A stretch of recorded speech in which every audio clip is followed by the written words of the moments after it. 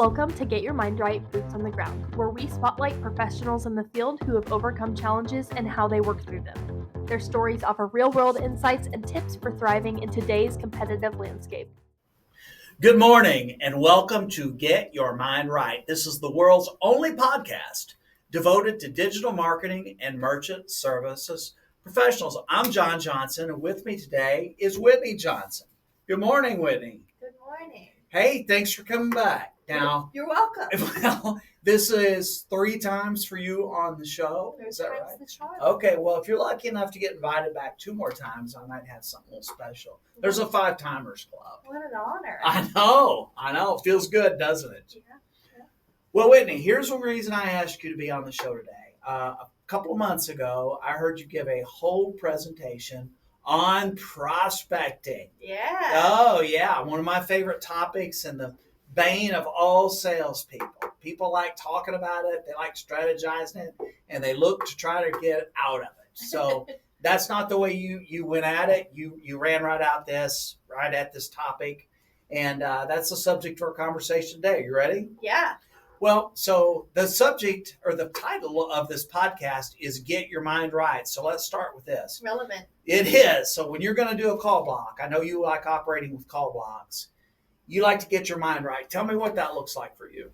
For me, what that really means is clearing out all distractions, because if you're not in a good headspace whenever you go into even just one call, much less a call block, you're going to have a harder time ending up where you want to be. So I find that's why getting your mind right and being in that positive and that good, calm headspace, that's why it's so important.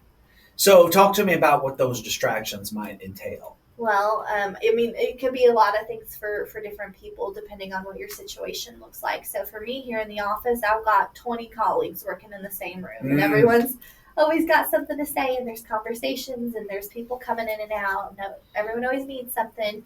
So really what that looks like is just kind of tuning all of that out, focusing on the task at hand. For me as well, my cell phone, my email, I've got dual monitors, so whenever I have an important task that I need to focus on, I'll close out my email, I'll put my phone on Do Not Disturb. I know a lot of folks work from home too. Maybe they've got dogs and kids and spouses and all that. Just shut your door, do whatever you can to clear and mitigate those distractions.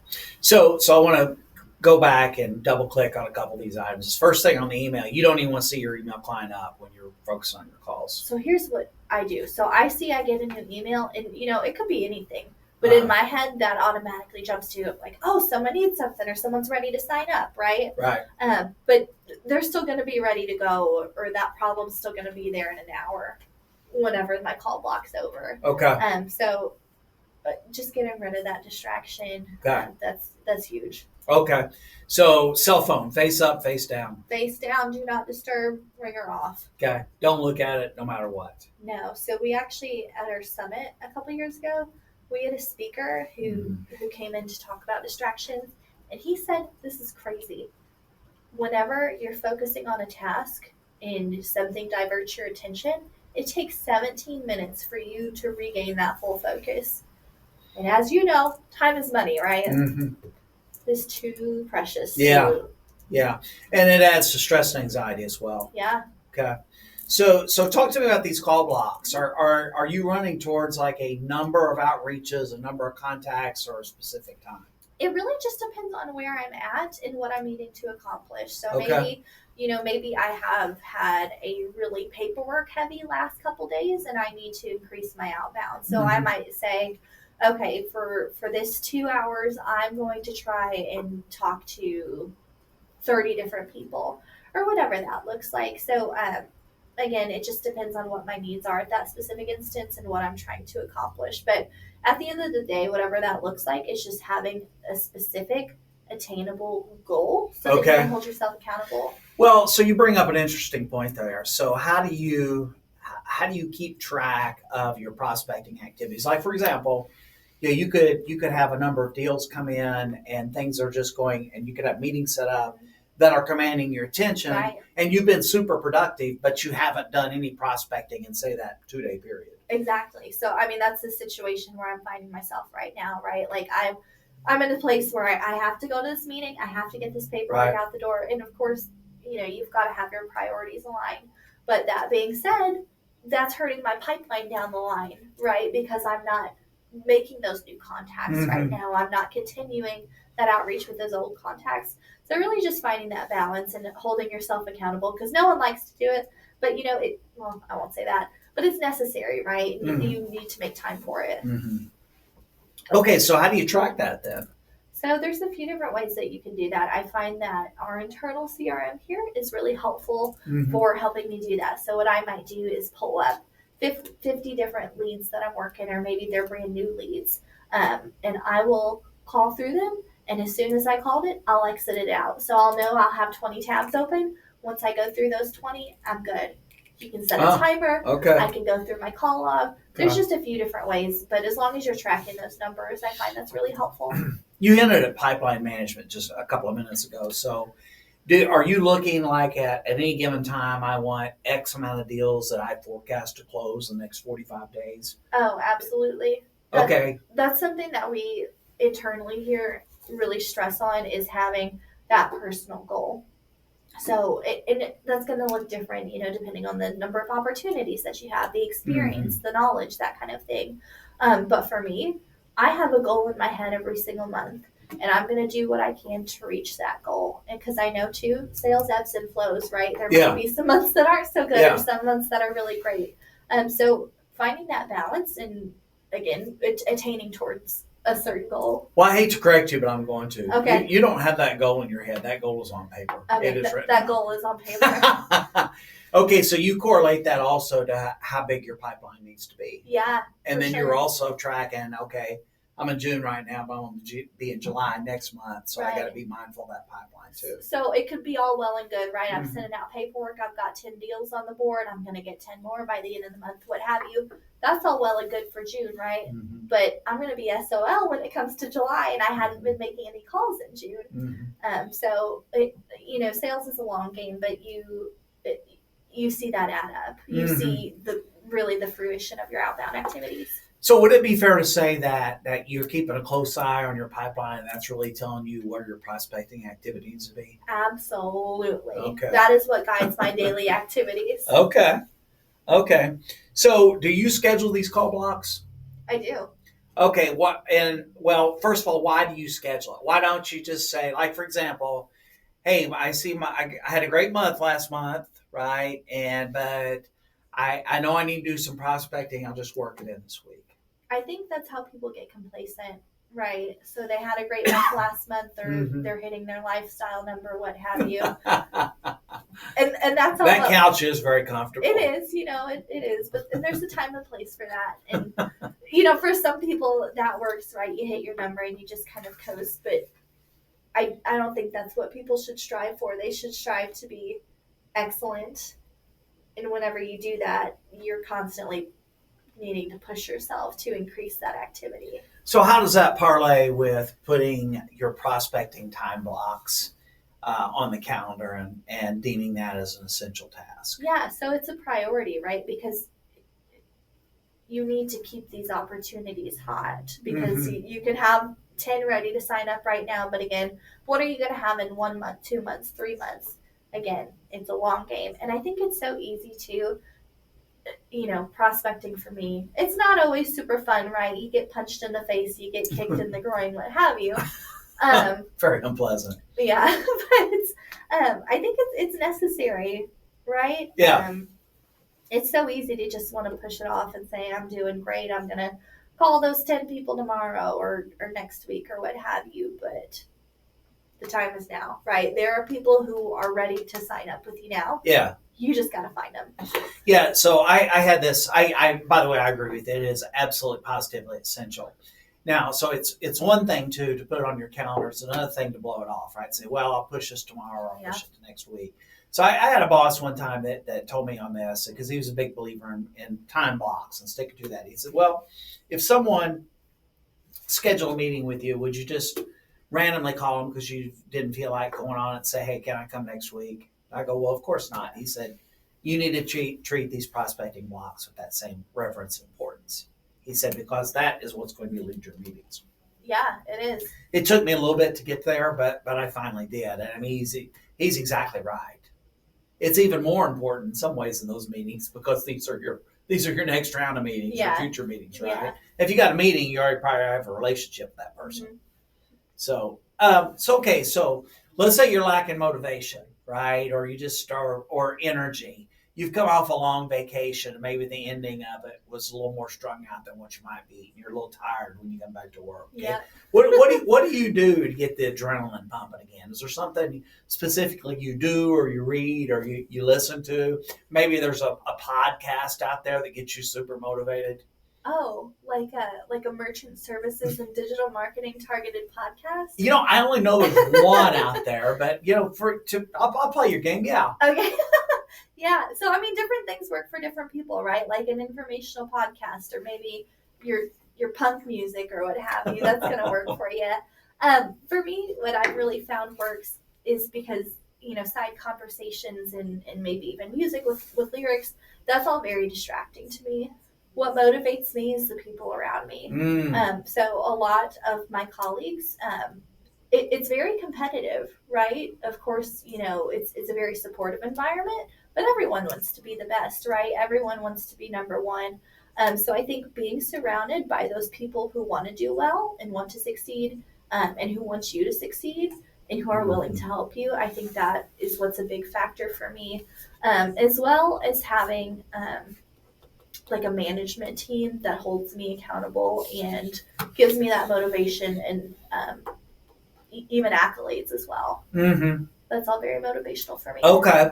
I want to tie this back to something you said earlier about distractions because, I'm very familiar with your workplace and it's loud and there's a lot of distractions. I mean, if there's sometimes you just want to tell people, hey, can you keep the ruckus down a little bit? Rumpus time is over. Often.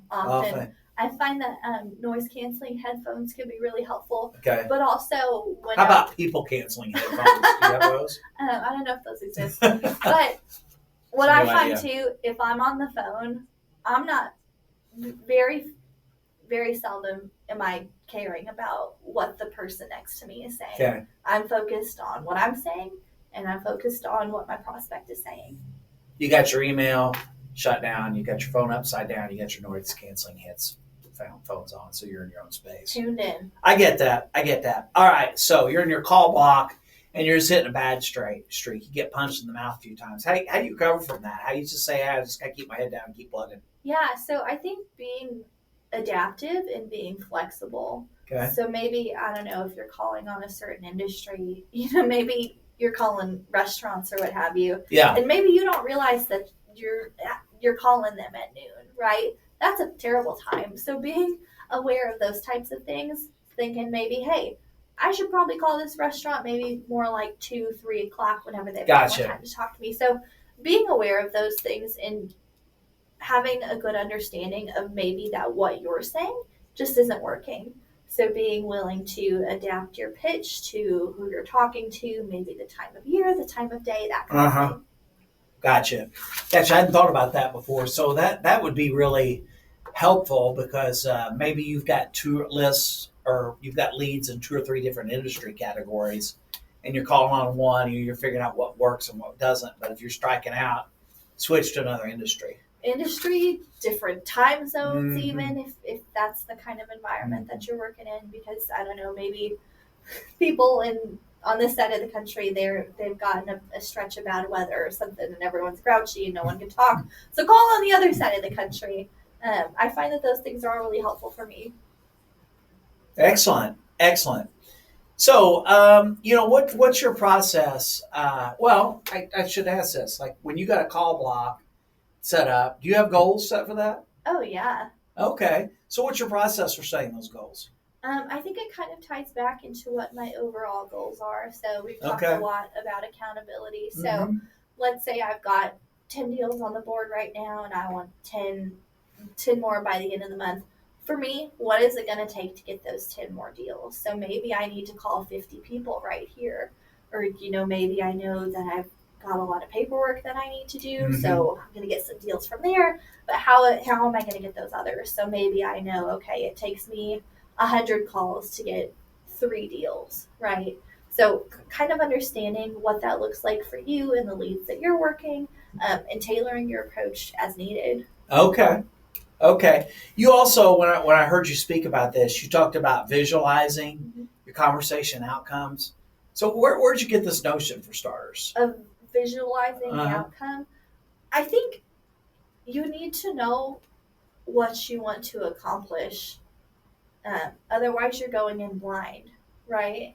So knowing where you want to end up, your pitch is going to lead you in that direction. So maybe you just need to figure out who the decision maker is, or maybe you are trying to figure out, what kind of system they're processing on today, right? So knowing what you're wanting for that outcome, your questions and your pitch is going to help you lead you there.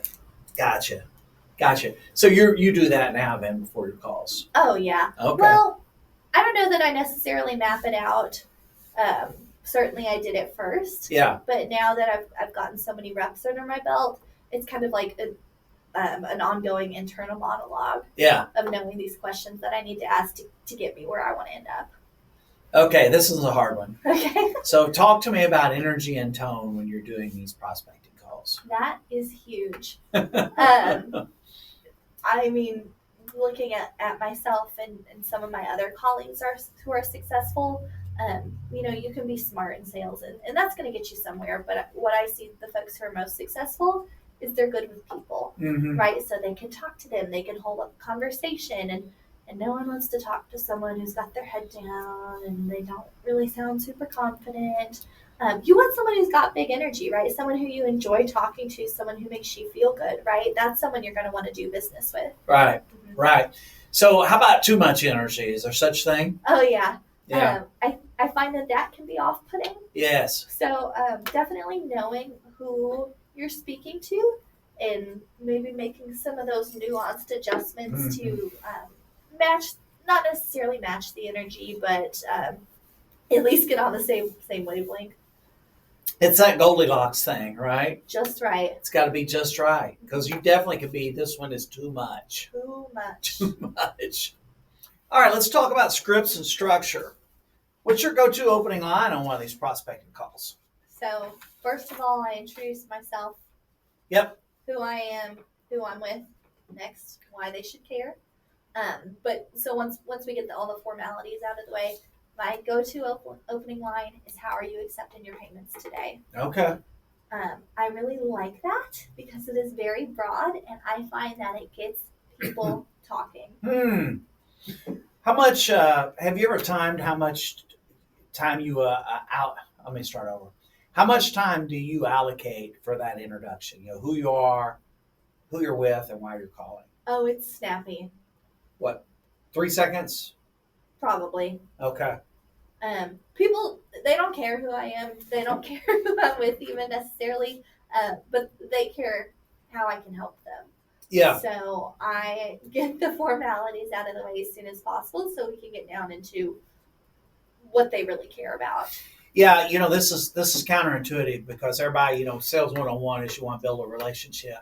Why do I want to build a relationship with you? I didn't ask for you to call me. Right. I don't know who you are. I don't know why you want.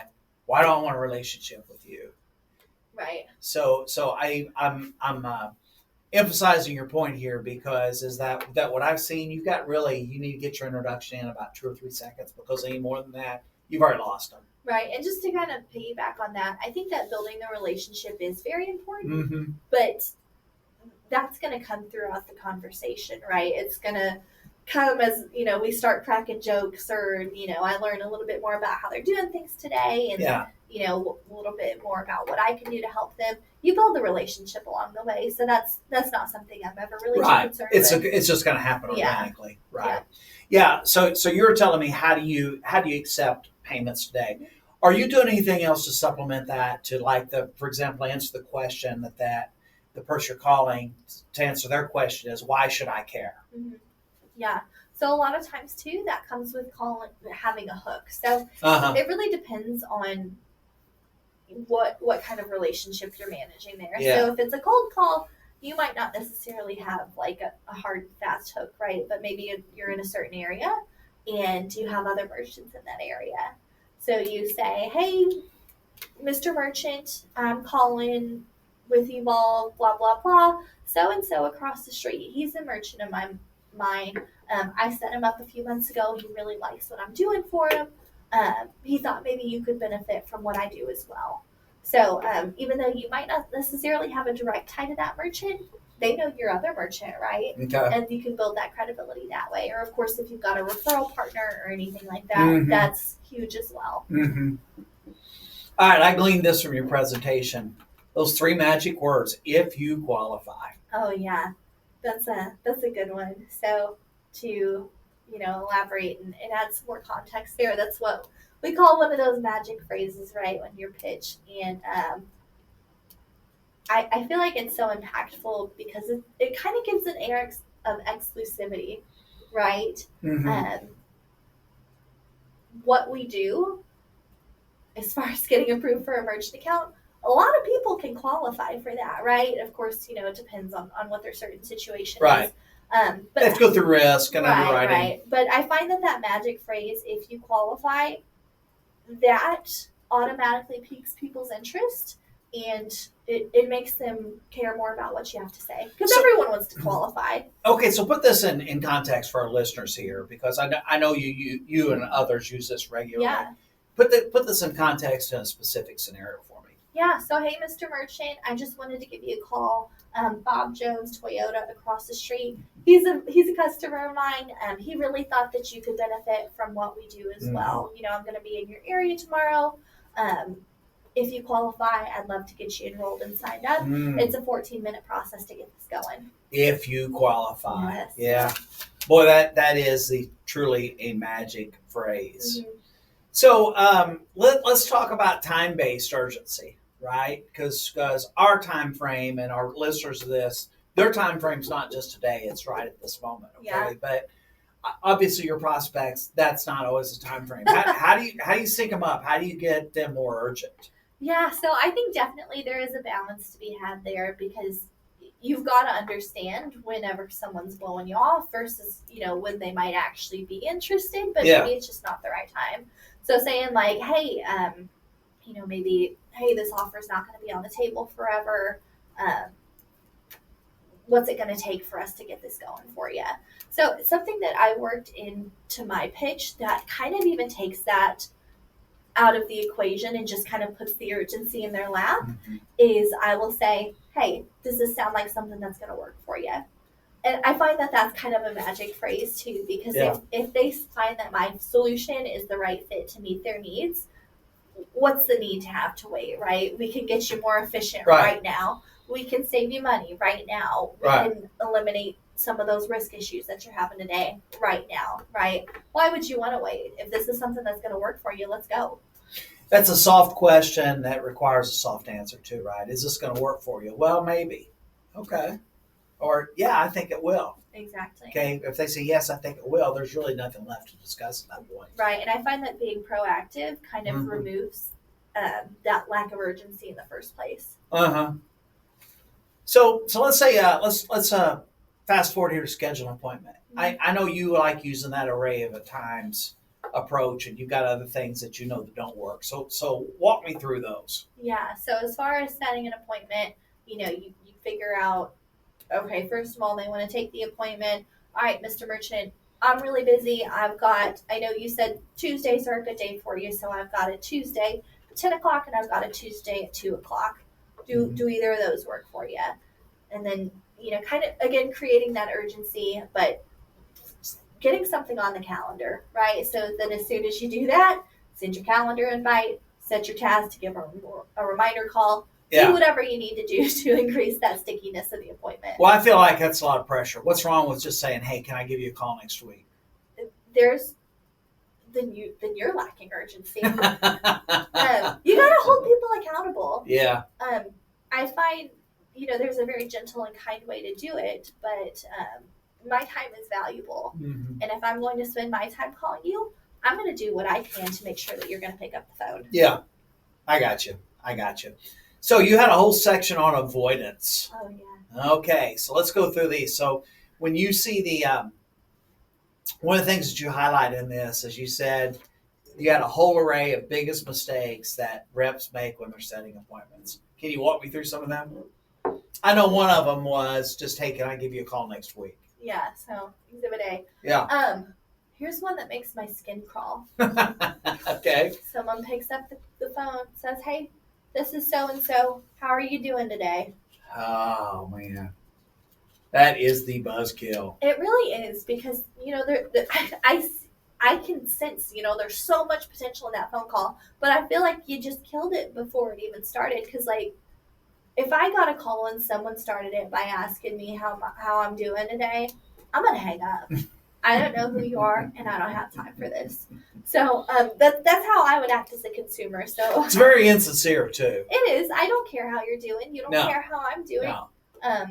No. The only one that really cares about whether or not you're having a good day is probably your mother. And maybe not even her. Yeah. Right. Yeah, that's a great point. So So why should you avoid yes or no questions like, is this a good time to talk? Yeah, so I feel like that's the equivalent of asking someone to hang up, right? Yeah. Got a minute? Right. So I mean, if it's really not a good time, they're going to tell you that, but don't give them the opportunity to hang in the conversation before it even begins. So I find that yes or no questions, especially for merchants who might not be so chatty, that's just going to kill your buzz, kill the conversation, right? Like, hey, do you like how you're accepting payments today? Yes. All right, see ya. But hey, Mr. Merchant, what do you like about the way that you're accepting payments? Right. What do you wish you could change? Those questions that don't have that clear-cut yes or no answer, that is what is going to lead you into that deeper conversation where you can maybe find out what those problems are and where those gaps are so that you can find a solution. Okay. So you also talked about asking questions that you know are going to lead to a dead end. Yeah. You remember that? Yep. Talk to me about that. Yeah, so I think, like, hey, are you having a good day? No, my divorce was just finalized, right? Some people... it was a great day. I guess it depends on who you're talking to. Or, I don't know, my dog just died. Whatever, right? Yeah, I hated my dog. Yeah. But... yeah, you want to avoid those types of things just because that could very easily take your conversation off the rails and finish it before you get started. Yeah, there was when I first got out of college, I ran into a guy. And he was this wise and grizzled old sales guy, and he let me in on this. And I actually was around him enough where I heard him do this. People ask, when you're sales, how's your month looking? How you doing this month? Right? He'd always just answer the same time was the same. Unbelievable. Sales are unbelievable. And so first time he told me that, I didn't get it. I go, unbelievable, bad or good? He just said, unbelievable. It's always unbelievable. It's always unbelievable. All right, let's segue into follow-up and confirmation. You had a whole section on that in your presentation. So how soon after you book that appointment do you send a confirmation to your prospect? Immediately. Why do you do that immediately? Well, first of all, I don't want to forget. Yep. And I want to get it on their calendar. Yep. So I find that being proactive in that way, it reduces any kind of way that can fall through the cracks. It's a sense of urgency too, right? I'm jumping on this. That's just the way I conduct myself. Exactly. Right. So that's what it's going to be like doing business with me. So what do you put in when you confirm that appointment with them? Do you put anything in there other than confirming that message? So it depends on what kind of appointment it is. So I would recommend sending a calendar invite. If you've got a physical address, send that. If you've got a Zoom link, send that. Time, date. I find it's really important too. What is this meeting regarding? This is regarding eliminating your processing fees. This is regarding improving your online presence. And I find a lot of times too, not a lot of times, but I see sometimes, an appointment might set and that's all well and good, but the prospect might not really even know what they're meeting about, or they might have they've forgotten. Or they might even have a totally different understanding. Yeah. So whatever you can do up front to, eliminate those instances of your time being wasted, I think that's time well spent. I think that's really smart, especially if there was one or two nuggets you got out of that conversation, just include that in the invite. Because again, I've just had people or I've done it too. I've had a conversation with someone and 2 weeks later, and I've just had a wholesale forgiveness of everything I learned in that conversation like that to start over with me. Yeah. Right. So if they'd taken extra 90 seconds hey, John, here's what we talked about last time. Looking forward to covering that again. That's going to keep that fresh. For sure. And Yeah. something I do as well is inside of our CRM, I'll put really robust notes there so I can refer back to that. Okay. Later. And those don't necessarily need to be shared with the merchant. Okay. Seems like there's more ghosting going on now than ever. Yeah. How do you handle these and reschedules? I just keep calling them. So if they took an appointment with me in the first place, Yep. they had to have been interested. And, some people, they're just not good at returning calls or returning emails, but maybe they are just still interested. So I'm going to keep following up until they tell me that they're not. Mm-hmm. Of course, I might, space out those callbacks, but I'm always going to have a call to action. Okay. So let's go to some. Okay, one more on this before we leave though. Do you reconfirm, but when you've got an appointment come up, or do you do some sort of reminder? Yeah, absolutely. So I'll call them the morning of and confirm that we're still on. Okay. So you call them or you email them? I call them. Wow. Yeah. Okay, they don't mind that, huh? Oh no. So I've had instances where we both say, hey, I've got some time right now. Let's go ahead and knock it out. Get them signed right then and there. Or even better. Yeah. Or again, it's that accountability thing. But if maybe something came up or they can't do it anymore or what have you, just go ahead and get it rescheduled. So I've heard some people, their school of thought is they don't like doing that because they feel that the prospect, that there's a greater chance they're going to actually bail on the appointment if they do that. You don't find that to be true? If you confirm the appointment? Yeah. Oh, absolutely not. Okay. People are forgetful. Yeah. And unfortunately, too, people don't value my time. Okay. Like they should. So this is. So part of this then is you're gonna get them recentered, get their minds right for the call too. Absolutely. Okay. Well, you would know. This has obviously served you well, this strategy. Yeah. So let's talk about real examples and field lessons. Okay. Okay. So tell me about a time when you had a prospect that they wanted to bail on you and you saved it. Yeah. So I find a lot of times, there are those instances where maybe they went to their software company and they found out they can't do like a non-integrated solution or something like that. So I find, they might hit you with that initial, like, no, we can't do this. We don't want to do this, what have you. Dig a little deeper there. So, I've had folks, they say that they don't want to do buyer's choice. And I'll say, hey, why don't you want to do buyer's choice? What don't you think will work about this? Or what do you think? Why don't you think this will work for you? And then they'll have some kind of answer, and then I'll peel that back a little bit. Well, hey, why don't, have you thought about this? I think maybe, just correcting those misunderstandings. Just peeling back the onion a little bit, figure out what their actual objection is, and seeing how, maybe you can not combat that, but maybe get around that just so that you are on the same page. Because I find merchants can sometimes get up in their heads and think that they have an understanding of something and they might not necessarily. So whatever I can do to alleviate maybe some of those things. You also told me about you think you set a world's record for the fastest appointment ever set on a prospecting call. You remember that? I think I remember what you're talking about. Yeah? Yeah. The fastest appointment I've ever set? Yeah. Yeah.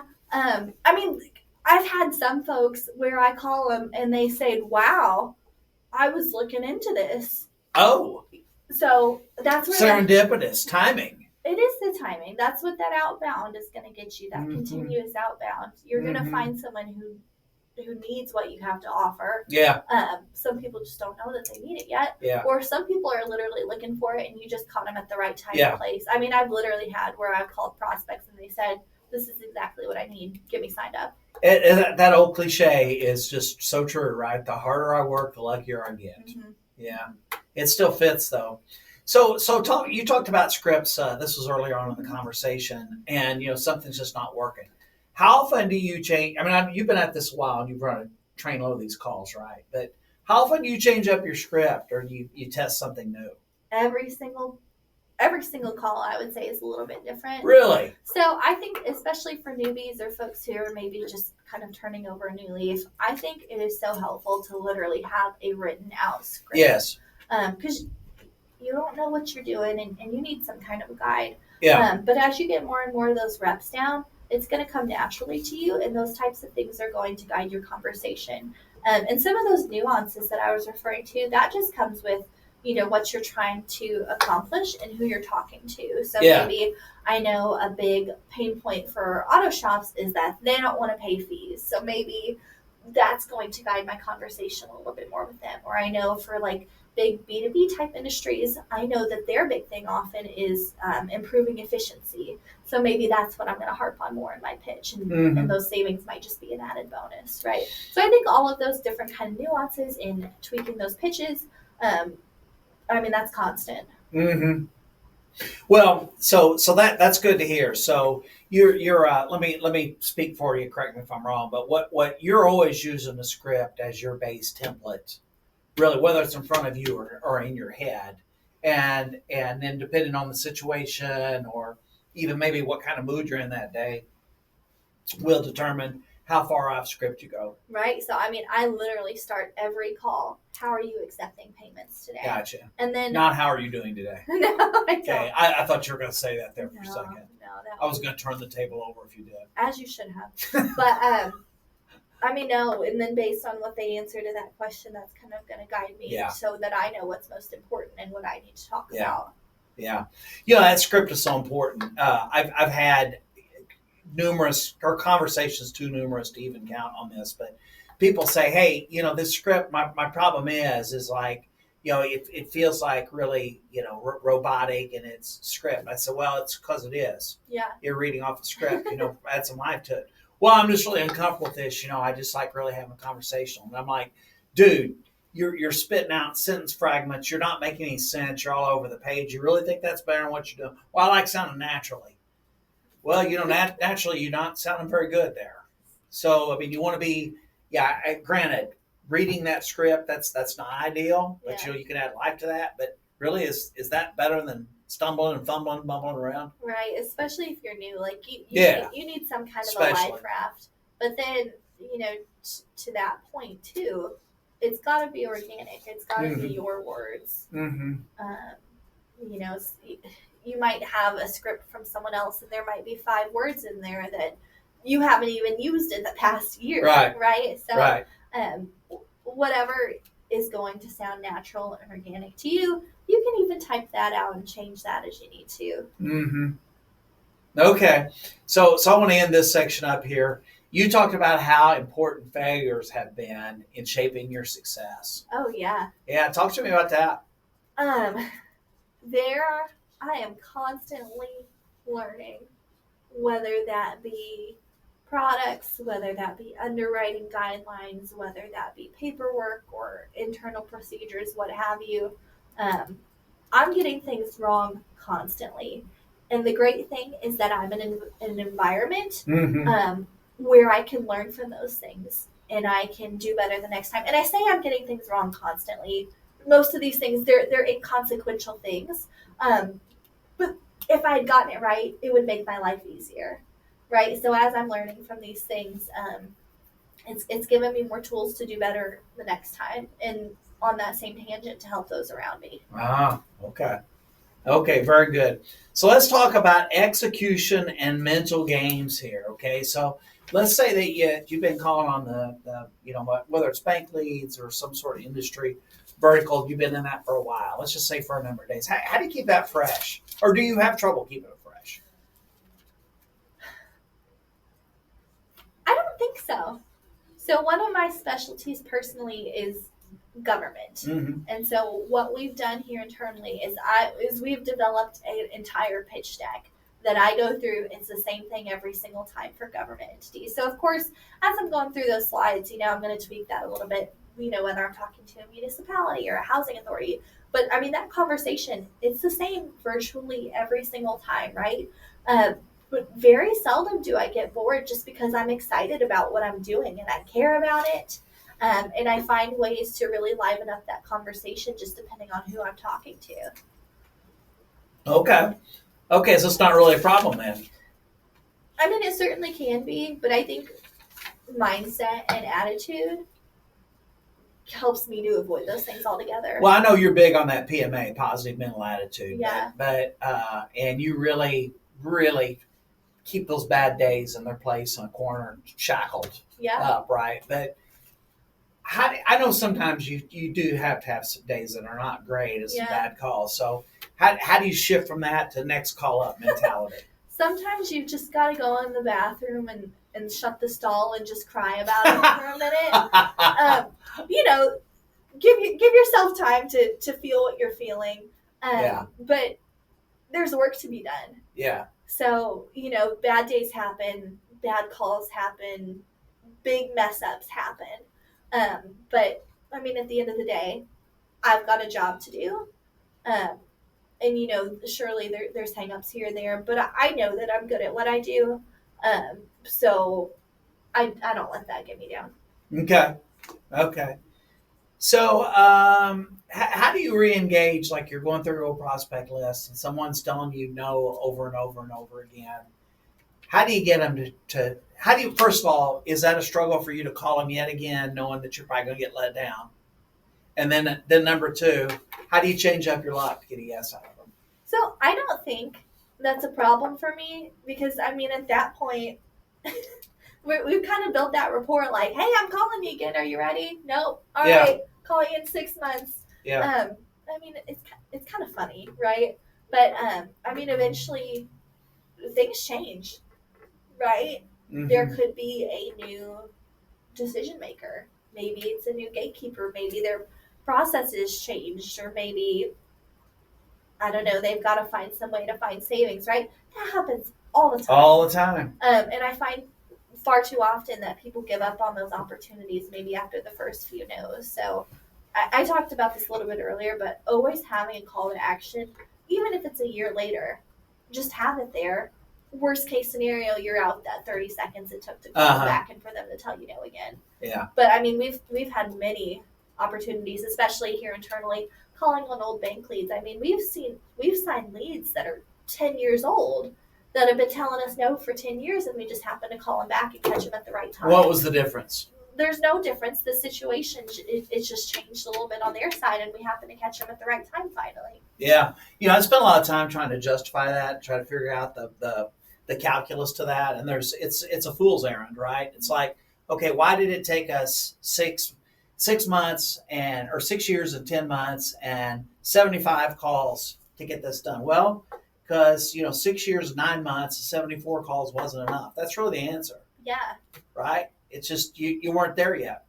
I'll show you one that I use this every once in a while. I stole / borrowed this from Grant Cardone, but this is someone who's told me a lot, and I have to be in the right headspace to do this. But what I'll actually do is I will look up, and this works for someone that's out of town. Let's say they're like in St. Petersburg, Florida. I'll look on Google Flights. So I'll call you up, and I'll quickly determine that you remember who I am, and say, look, I know how this is going to end, and you're going to tell me no, and you're going to tell me to call back in 3 months, but I want to change this up. I've got Google Flights open. I can get on a plane tomorrow, and I can be at St. Petersburg, Florida at 3 o'clock. And if you'll drive me to the airport, I'm going to buy you a cup of coffee, and I want to put my hand in the hand of the one that just keeps telling me no. Are you up for that? That's silly. Oh, you know how many times I've gotten, what percentage of laughs I've gotten at the end of that? 100%. 100%. And I've heard people, and then they're willing to talk, and I haven't always gotten a yes, but they'll say, were you really going to do that? And what do you think my answer was? Yes. Absolutely. Now, no one's tested me on that yet, but if someone were crazy enough to take me up on that, and I'll say, now listen, I'm going to spend $600 on this plane ticket. You're not going to stand me up at the airport, are you? It's a great icebreaker. Yeah. It's worked. So let's go on this. So let's talk about assertiveness. I'm going to show up in your town. I said, by the way, I don't say I'm going to go to their house. I say I'm going to meet them at the airport. I think that'd be a little threatening, right? But how do you draw that balance, that line between assertiveness and respect?